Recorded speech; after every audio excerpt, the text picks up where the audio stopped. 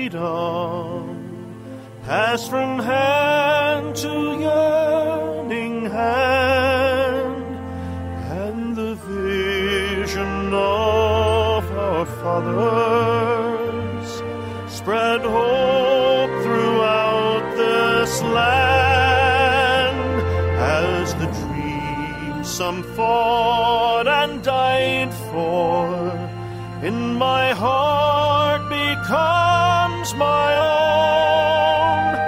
I will strive to keep her promise, America, my home. America,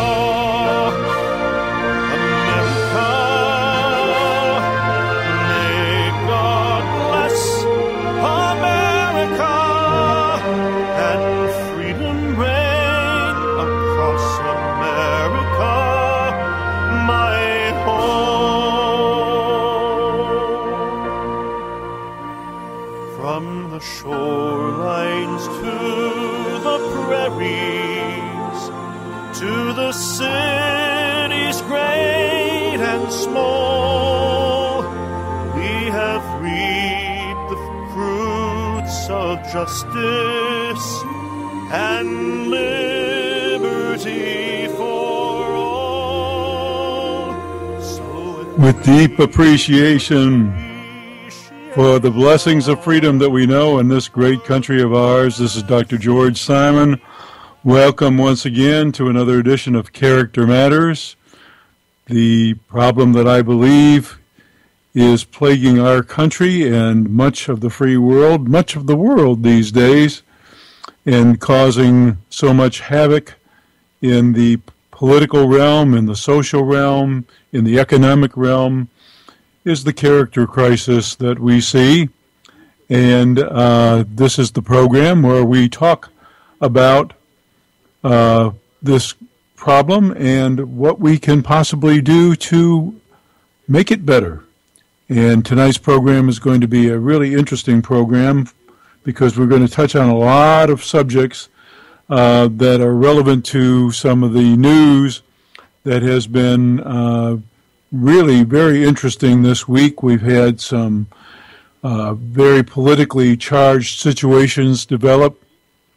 We've had stories in Texas of the governor there being indicted, and cries of foul play, politically biased foul play. We've had the situation in the suburb of St. Louis, and we've had the tragic loss of Robin Williams, just one in a series of tragic losses of entertainment figures near and dear to us who seem to have struggled unsuccessfully with various demons. And we're going to be talking about those things as well.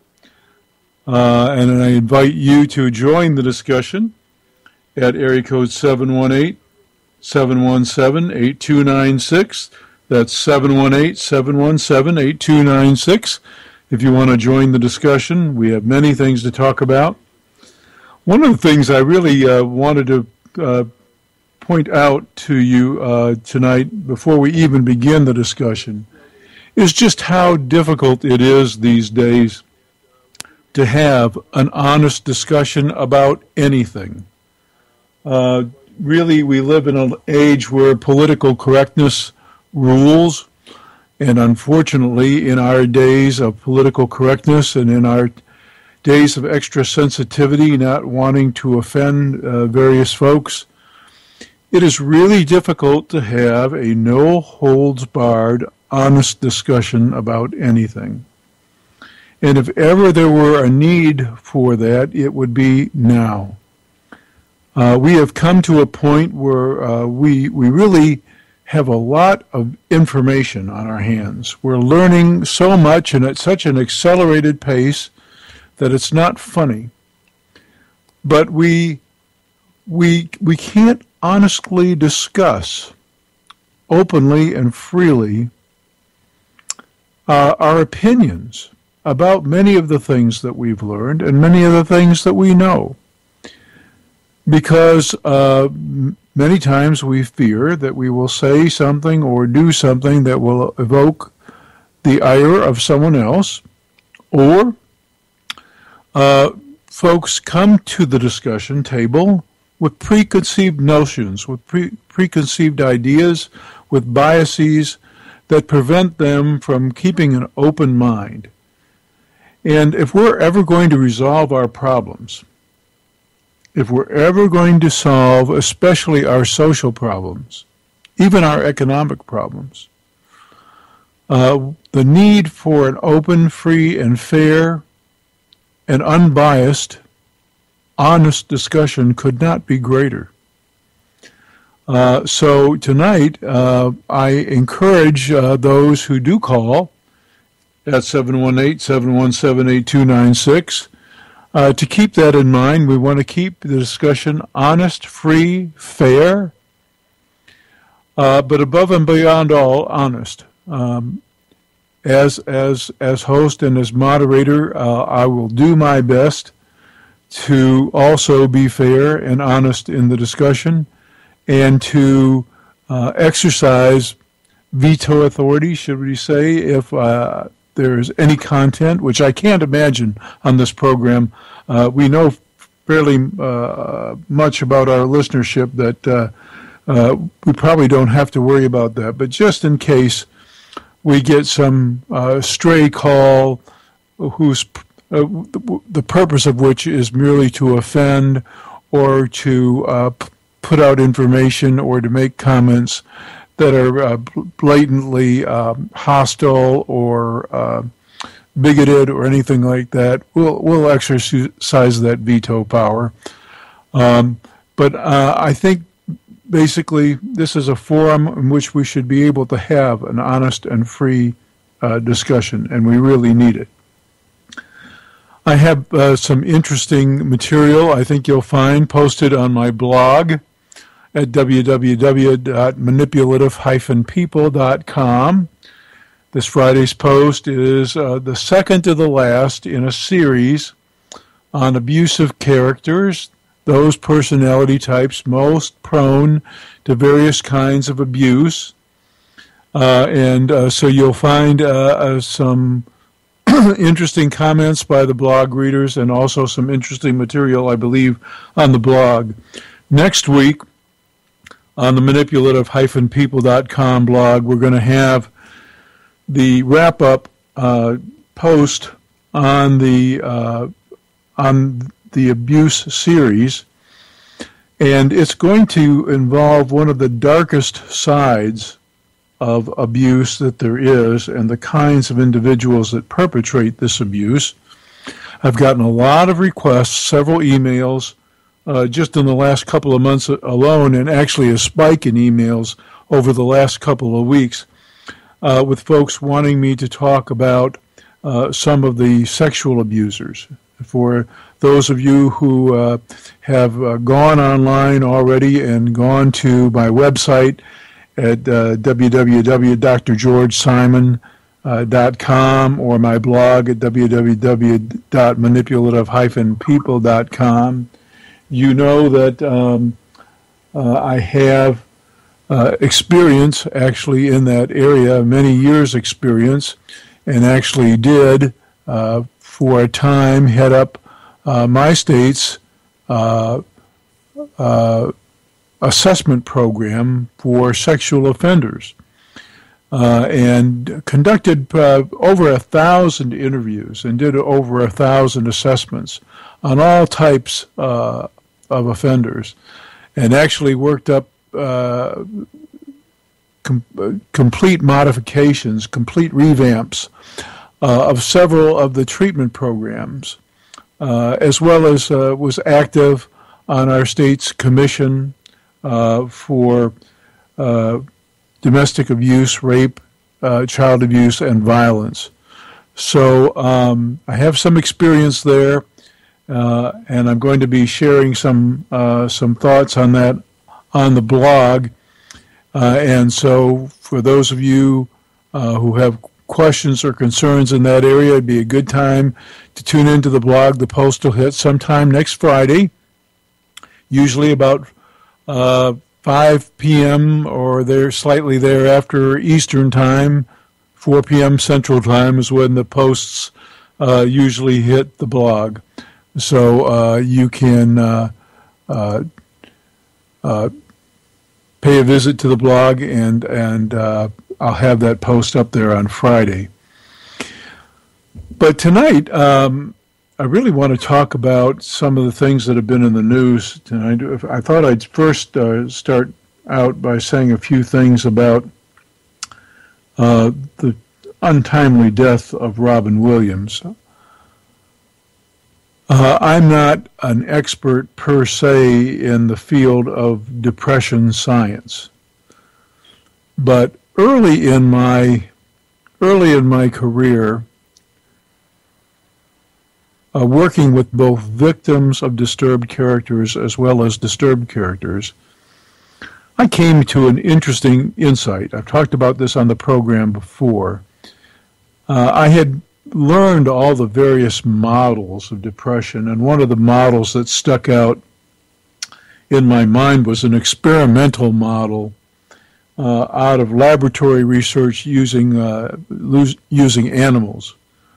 And the model was the learned helplessness model, and it involved laboratory rats basically learning in a controlled environment that nothing that they did would allow them to make a difference in their environment. Sometimes it was trying to escape painful situations, and then what they learned in these controlled studies, the experiment was set up in such a way that no matter what they did, they were not able to escape adverse consequences. They were not able to escape electric shock, for example, or some other things. And basically, when they tried all they needed to do and found that nothing they did made a difference, they basically just gave up. They became what we call anhedonic. In other words, they lost the pleasure, the zest for life. They became despondent. They lost any motivation to do anything, and they just basically gave up. They learned that they were helpless, and therefore that helplessness turned into hopelessness. And this model really stuck out with me. And I remembered it often in the back of my mind when I was dealing with victims of abusive situations and victims in situations with disturbed characters, in relationships with disturbed characters of various types. And what I realized was these folks were doing all kinds of personal investing trying to make their situations better. In other words, because the disturbed character in their life wasn't lifting a finger to make anything better, that person, the disturbed character in the relationship, liked who they are and the way they did things, even though everybody else was miserable because of them. They liked who they were and the way they did things, and they didn't lift a finger to make anything different. Meanwhile, the person on the receiving end of their behavior did all kinds of things to try and make things better. They invested their time and they invested their energy. But nothing they did seemed to make a difference. They tried being more attentive. They tried being more accommodating. Nothing seemed to work. They tried to be more assertive.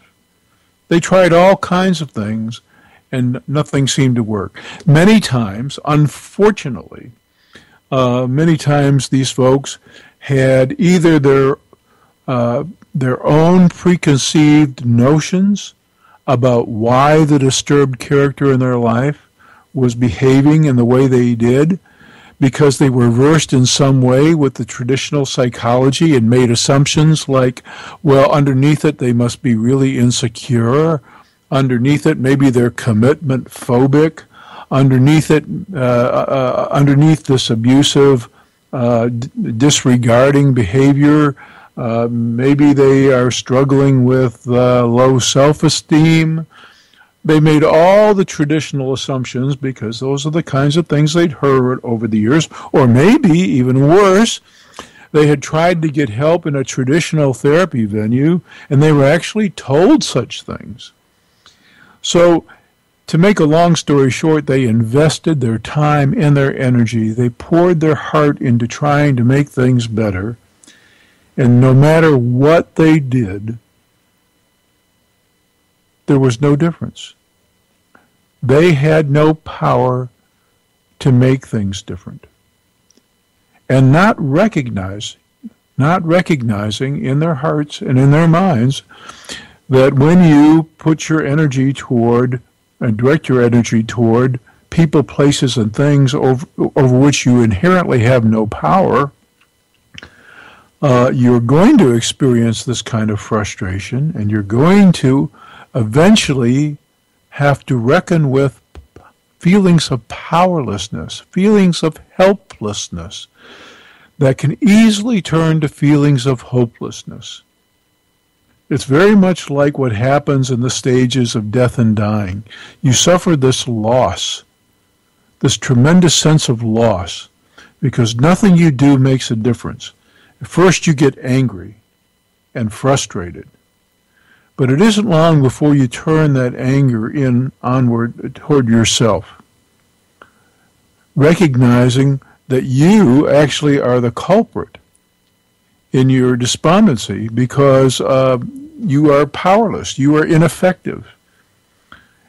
And it never really occurs to you that that's really the way it should be. The only power that you really have is over your own behavior. You have the power to choose. You have the power to take action. That's where all your power lies. But this usually doesn't occur to you when you're kind of tied up in a manipulative, abusive relationship. So I realized early on that this learned helplessness model was really at work in victims of abusive relationships. And I came to realize, studying case after case after case of individuals who came to me with problems of one type or another that involve some level of depression, that this dynamic, shall we say, was almost always at work. In other words, at the root of someone's despondency was most often the fact that they were heavily invested in something emotionally, heavily invested in putting a lot of time and energy and attentional focus on trying to secure something, trying to make something happen, trying to get something in their life that they did not have the power. They just did not have the power to make happen. And in the process, they eventually became angry, frustrated, and sooner or later despondent and depressed. Now, not every depressed person goes through this cycle, but it is very common. There are very, very few cases of purely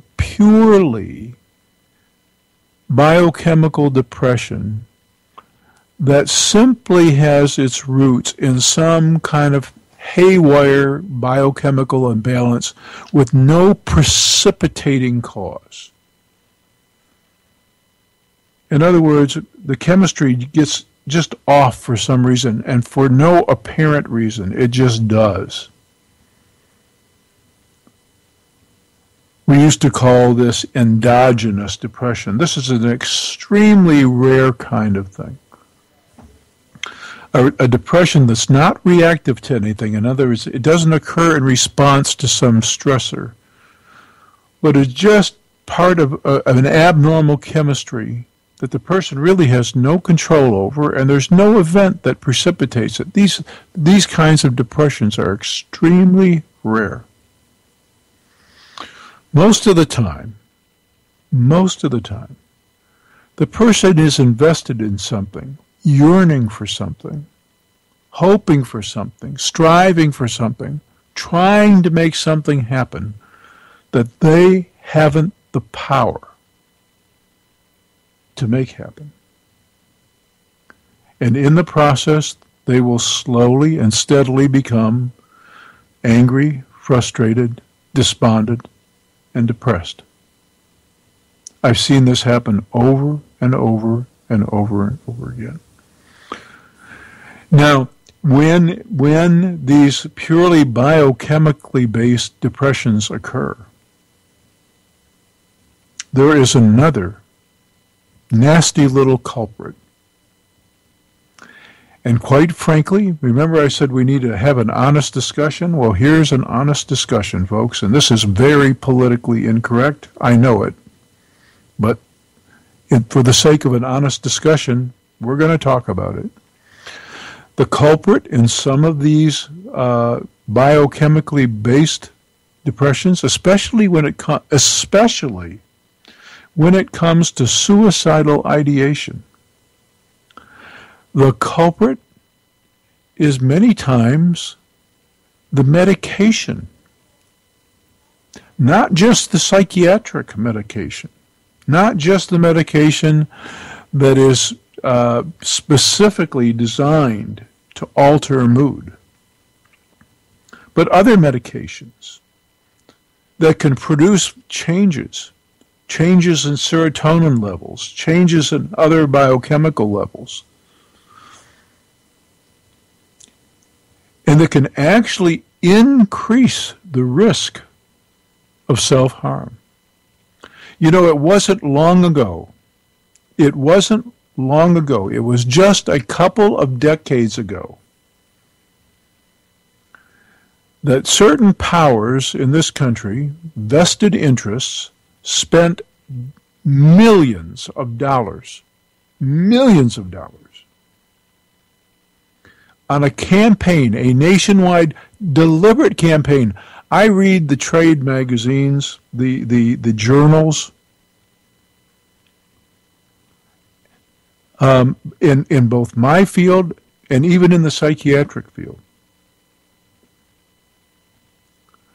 And there was a deliberate, calculated campaign starting in the late 80s and early 90s to completely reframe the debate on depression. You know, prior to the advent of these powerful antidepressant medicines, there were a few medicines that had some effect, but they also had some nasty side effects. And so strictly medically based treatments for depression were not all that common.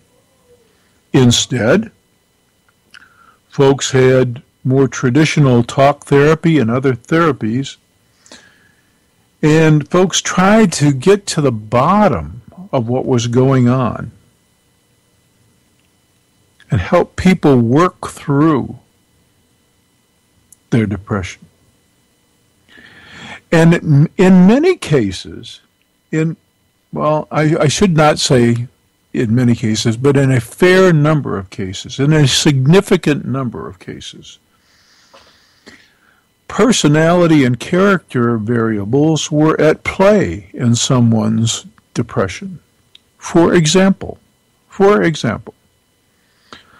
some folks, as I mentioned in my books, in Sheep's Clothing and Character Disturbance, especially character disturbance, which is a much more in-depth study of character formation, personality formation. There is a group of individuals, a small group, whereby in growing and developing as a result of some constitutional factors and as a result of the experience that shaped them early on, there are some individuals whose personalities are defined by their excessive passivity and their emotional dependency. These are your stereotypic doormats in relationships, people who basically are willing to be led by others and therefore sometimes trampled upon by others because they don't have the skills. They denied themselves the opportunity basically to learn the skills, or they were denied the opportunity to learn the skills to better take care of themselves. Well, these individuals are quite prone to depressive episodes, especially when they lose a source of support upon whom they've been relying. In other words, if they're already so emotionally dependent that they need basically a stronger somebody to lean on to feel like they can handle life's concerns, if they lose that support, somebody dies, leaves them, abandons them in a relationship, they feel like they can't cope. And they can easily slip into a period of despondency. So what I'm trying to say here is that we recognized that in some cases, in a significant number of cases, that there were individual character variables at work that predisposed individuals. I'll give you another example. Individuals who tend to be very narcissistic and who tend to be very grandiose in their narcissism, who have unbridled imaginations, visions of greatness, and who can really gin themselves up into some dramatic highs, can sometimes go off the deep end, and sometimes their disturbance of mood will be of a more hypomanic type. But then reality many times can come crashing in. You know, these folks who think they're all that and they've got the world by the tail, sometimes they go way too far, do that one thing that gets them into trouble, thinking they're invincible, and then the world comes crashing down around them, and then the next thing you know, they want to end it all. Because reality has told them, hey, look, Buster, or look, sister, this is not exactly the party you thought it was. So we did recognize that in a fair number of cases, there were character issues at play. There were character issues that impacted the kinds of symptoms and the kinds of clinical conditions that people have.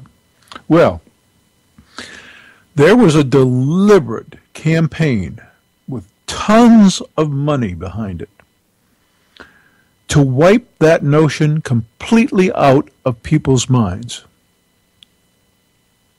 The AMA and the APA set out deliberately, and they said so proudly in their journals and in their trades. They set out proudly to convince everyone, both the medical community, the helping community, and the general public, that it was basically malpractice to even consider that depression was anything but biochemistry, and therefore needed strictly medical intervention. It wasn't a matter of character, and sometimes it isn't. Sometimes it isn't. Remember, that's the honest discussion that we have to have. But sometimes there's more to it than just the biochemistry. But nonetheless, this massive campaign went on, and before long, antidepressants were being popped out there like popcorn. They were being passed around. And here's another interesting fact that you may or may not know. But, you know, these drugs are potent. Drugs are potent. They have side effects, and in some cases, especially when it comes to suicidal ideation, when you're trying to get the dosage just right, or if someone is being sketchy in their compliance, the risk of self-harm with some of these drugs goes through the roof, because people start having these self-harming thoughts that they didn't have before, or with a renewed intensity that they didn't have before.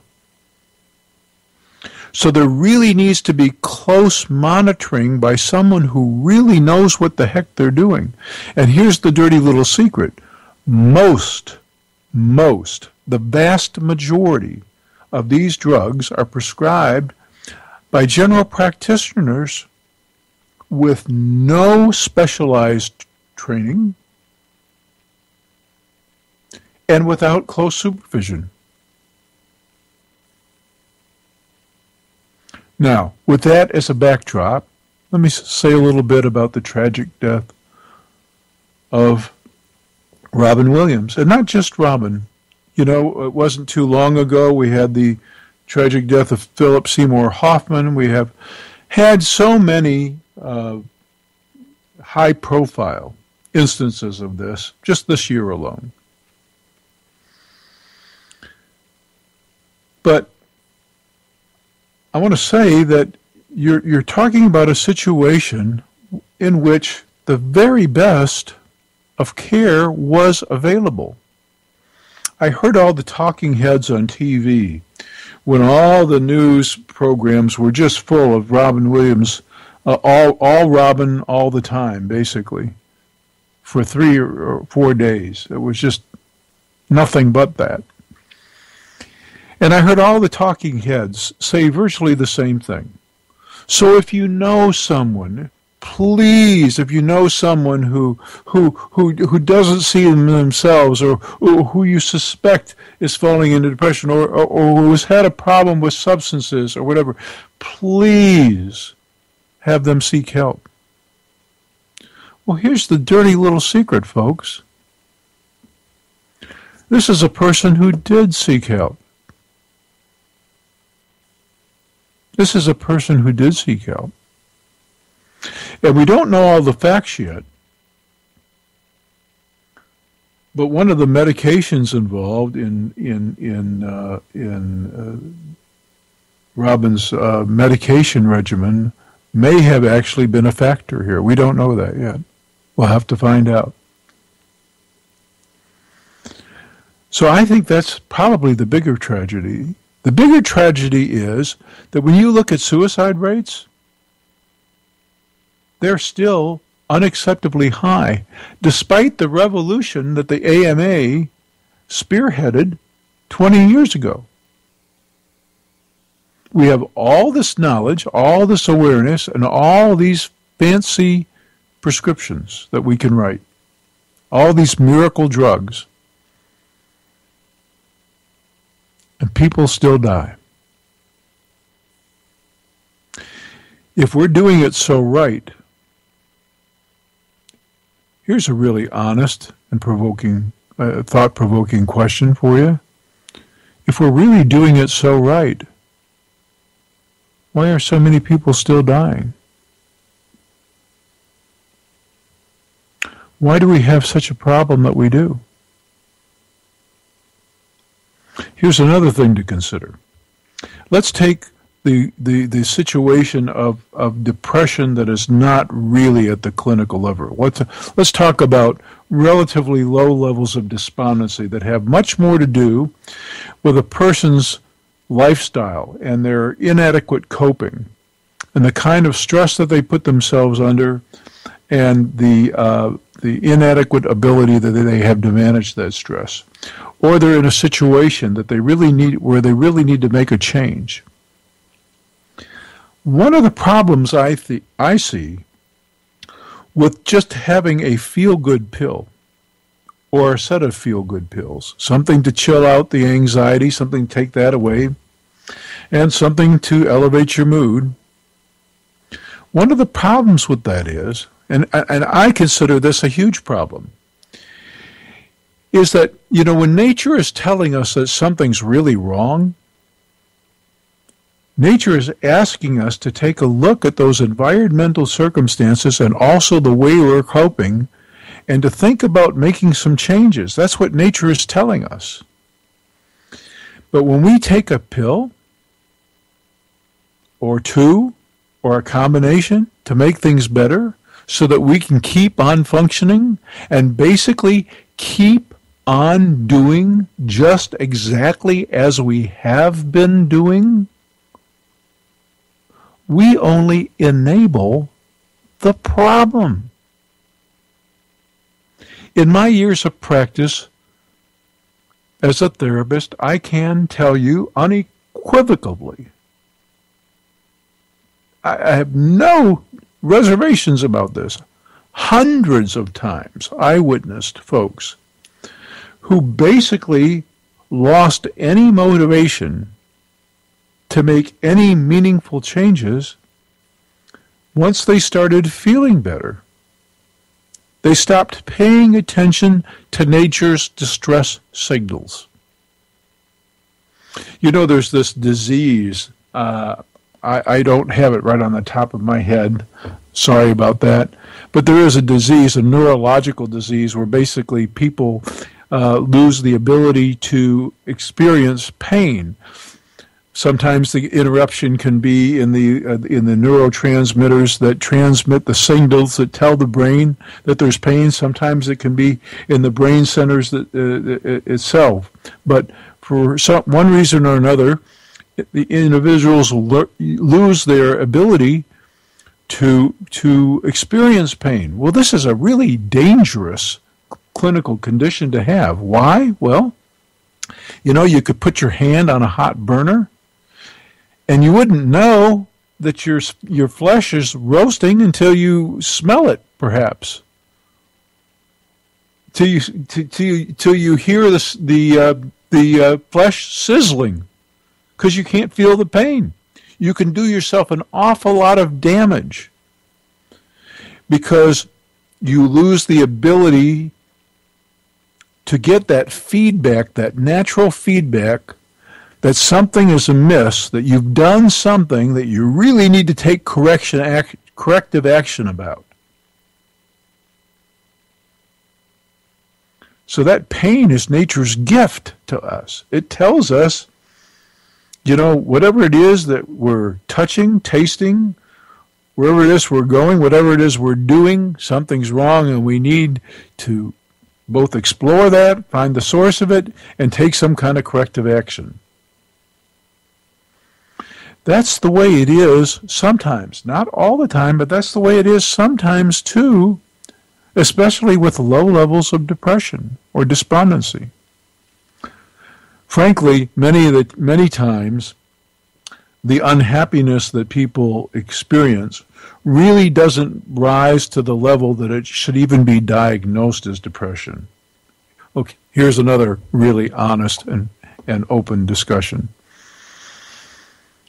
Many times, I'll say this again, many times, the kinds of unhappiness someone is having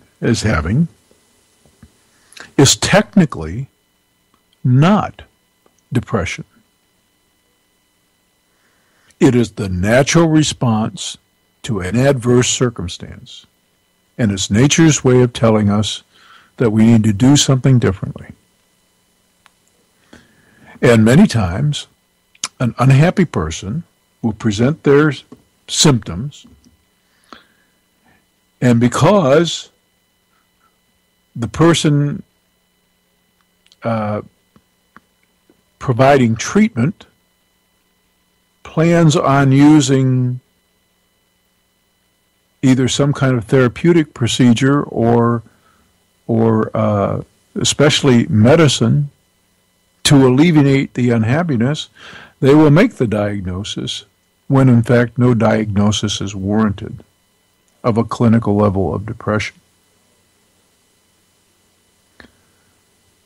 And sometimes that can be damaging for a lot of reasons. I mentioned earlier some of the potential side effects and adverse reactions that can occur with these powerful drugs. That's just one problem.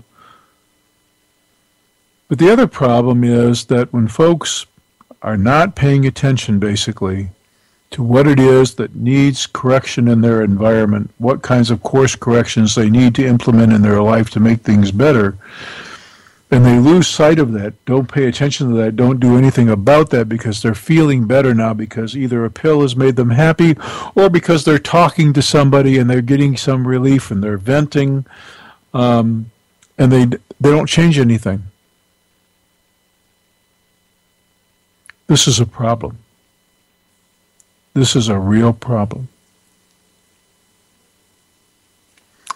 So I wanted to say some things about it because I've heard a lot of commentators on all the programs, news programs, talk shows, whatnot, talking about this tragedy. And I've not really heard very many folks, as a matter of fact, I haven't heard anybody really talk about the state of affairs. I've heard so many folks urge folks, please get help, please get help. Well, you know, even some of these crazy shooters who were on SSRIs got help, were under care of some kind. I realize compliance is an issue, but that again speaks to why we should not be, especially with folks who are not really compliant, be prescribing powerful drugs that can have negative consequences. And that's just one aspect of where we also all should be looking at the state of our art of providing care here. More and more folks now have overcome the stigma and are seeking help for mental conditions of one type or another. That's a great thing. That is an absolutely great thing. But our outcome studies are not really showing that we have made huge dents in some of the most troubling statistics. We have not. So that's the other side of the story. One of the reasons why I began doing the work that I have been doing for the last 30 years is that so many people were telling me, especially when it came to trying to get help for disturbed characters, that the help they sought wouldn't do any good. Many of the callers to this program have had that exact same thing to say, and many of the commentators on my blog at manipulative-people.com have had that exact same thing to say. By the way, once again, if you want to join the conversation, it's 718-717-8296. That's 718-717-8296. I'm going to say just one other thing about Robin Williams, and not just about him in particular, but about something that was a little troubling. I make a point in Character Disturbance about a mistake that we have made as a culture, and we're not the only ones guilty of this. The kinds of things that we value. Now, actually, with Robin, it was a little different because Robin apparently I didn't know him. He grew up not too far from me, but I did not know him personally. But from all I have read from his friends and all I have been able to learn about him, apparently he was a pretty great guy as well. He had his character flaws, to be sure. We all do. He had some issues, with substance abuse, and it wasn't just alcohol. It was not just alcohol. And by the way, last time I looked, many of these abusable drugs, highly abusable drugs, and really problematic drugs that are such widespread use in Hollywood circles. Last time I looked, most of these drugs are illegal.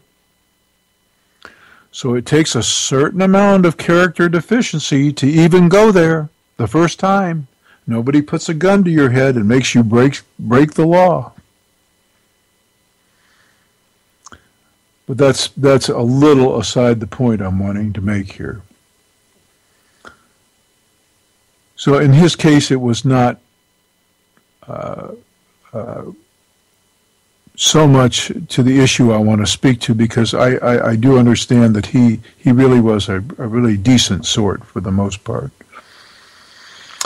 But what troubled me about the coverage, and what troubled me about many of the commentators' remarks, was all the focus on his talent.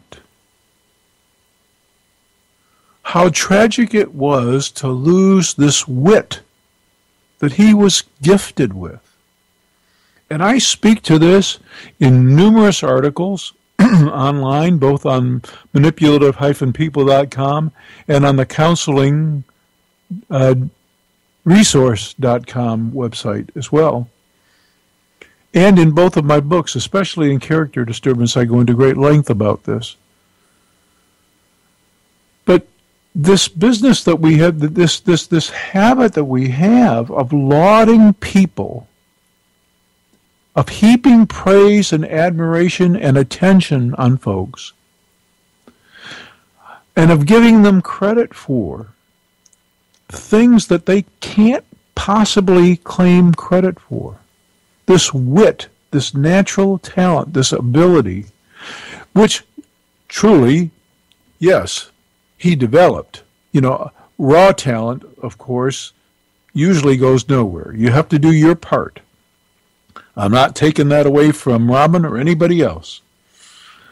But this unbelievable fawning that we do as a culture over somebody's gifts is a horrendous mistake.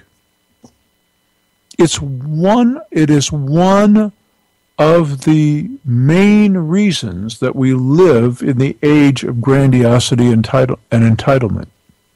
It is one of the reasons why narcissism is so prevalent in our culture.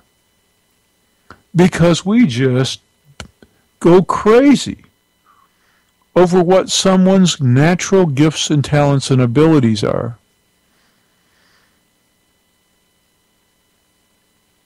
It's one of the reasons why we so overpay our star athletes, etc., etc. We're just so enamored of these abilities. It's just one of the factors.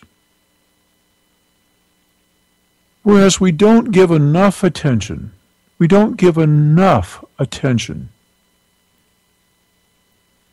to what matters. And what matters? Well, as the title of this program speaks to, I believe, more than anything else, for our own welfare and for our welfare as a society, more than anything else, what matters is character. And when we have these situations, when one of our so-called heroes shows themselves to be who they really are in character, do something awful. Just this past week, another another sports figure beating up, not just manhandling, but beating up a girlfriend. When we give this stuff a pass, by the way, the NFL has just passed, they've just amended their rules to where repeat offenders, now get this, repeat offenders will face a mandatory 1-year suspension without pay. Well, it's a step in the right direction, folks. It's a step in the right direction, but we're talking about, once should be enough, frankly. And this sanction is for repeat offenders. And it's taken all this time to do that. Because what we value is, we don't value that person's character first and foremost. It's not about that anymore. It's about, do they have the talent to help us win so that we can line our pockets as a franchise? That's what it's about. That's what it's about. And so long as that's where our priorities are as a culture, and so long as we value people for what they bring to the table in the way of talent as opposed to what they bring to the table in the way of their character, this character crisis will go on and it will get worse because it is just what we have asked for. We will get what we've asked for.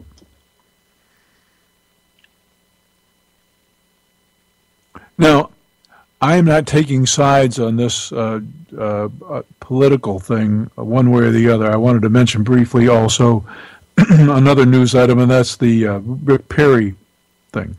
Believe me, I am such a fierce independent, it's not funny.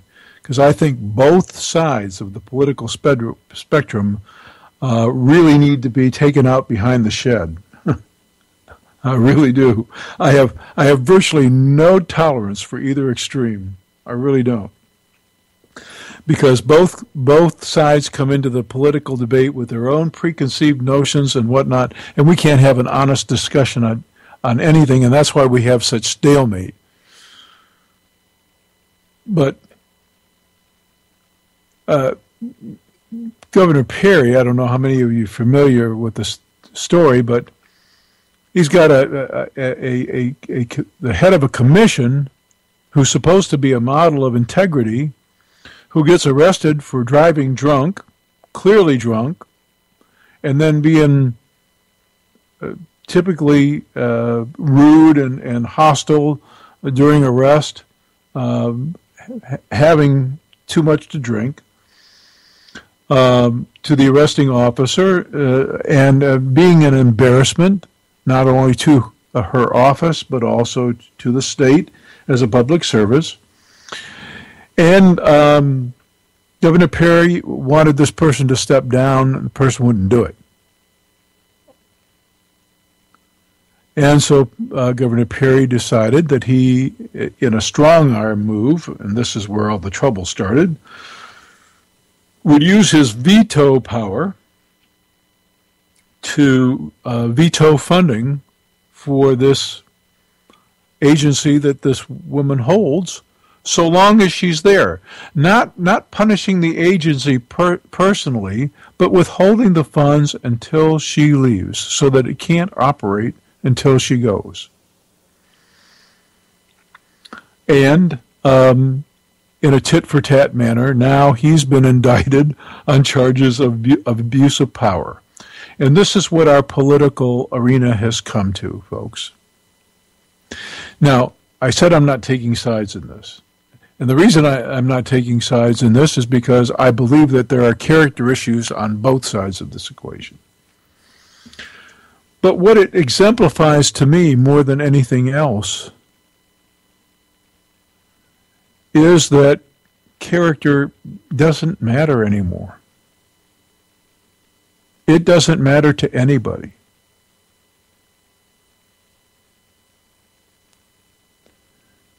I do believe that this lawsuit would not have been brought.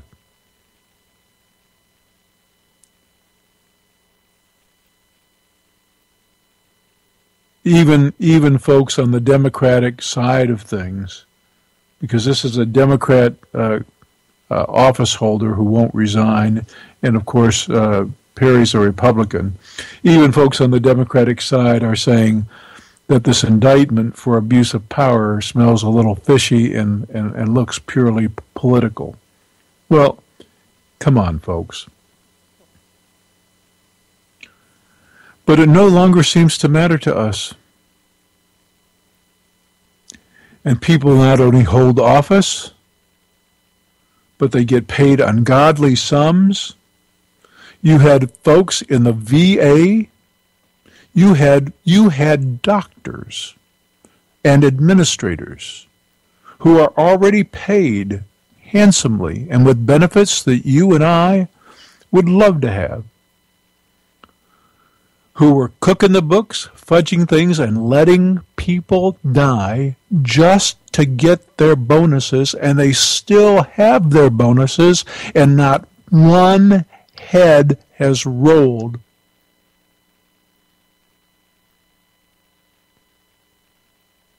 For those folks directly responsible. There are hundreds of them, directly responsible, and who took the money. And they're still there. And so long as we as a country say character doesn't matter, we will get what's coming to us.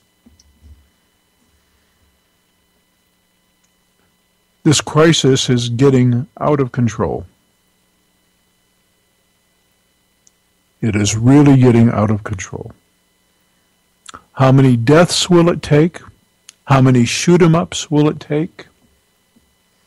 How many oppressive laws will it take in our crazy, absolutely crazy